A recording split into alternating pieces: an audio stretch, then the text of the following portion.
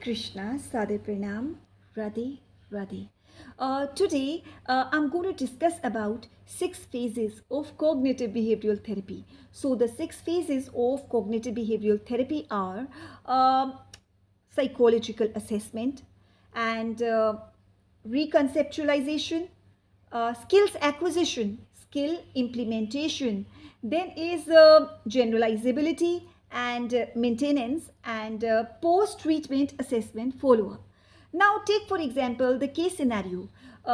In the psychological assessment, the critical behavior is evaluated, that is, behavior which needs to be modified in the subject. And that critical behavior evaluated is that the subject is suffering from uncontrollable temper tantrums, uncontrollable anger issues. So, in that scenario, the practitioner he has to find out that he has to note down by questioning about the frequency of temper tantrums, and that is how many times in a day the subject suffers from uncontrollable anger issues, and duration, how long does that temper tantrum last, and intensity, how severe is that uncontrollable anger issues. And on the basis of these three, that is frequency, duration and intensity, a critical line is established by the practitioner. And now the behavior has to be modified, that is the behavior excess, that is uncontrollable temper tantrum, has to be reduced, and the behavior deficit which has to be enhanced in the subject is calm, composed, relaxed behavior. Now, after this, the third phase is that the practitioner is going to teach the client about relaxation techniques, mindfulness exercises, breathing exercises, and yoga, meditation, and gratitude offering also has to be taught to the subject.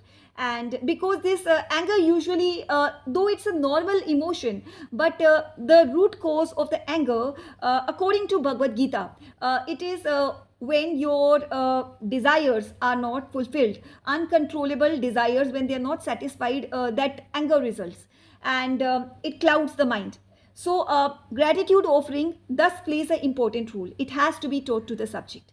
And apart from that, acts of kindness also has to be taught to the subject.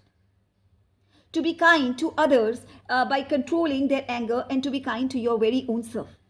Now, after this, when the critical line is established and all these skills are taught to the subject, now the subject is to be taught to implement these skills, practical implementation of the skills, then generalization and maintenance of the skills.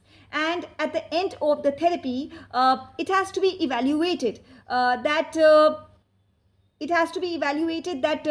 behavior modified, is it at the critical line, above the critical line, or below the critical line. If the behavior which was to be modified even after therapeutic treatment, that is a post treatment assessment checkup, in that if it is found that the modified behavior is yet at the critical line or above the critical line established by the practitioner, that indicates that therapeutic failure, that the therapy has not been successful.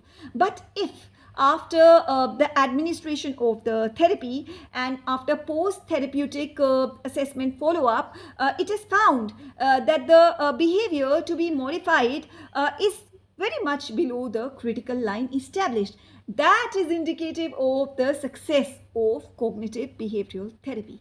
So that's all for today. Hare Krishna, Sadhe Pranam, Radhe Radhe.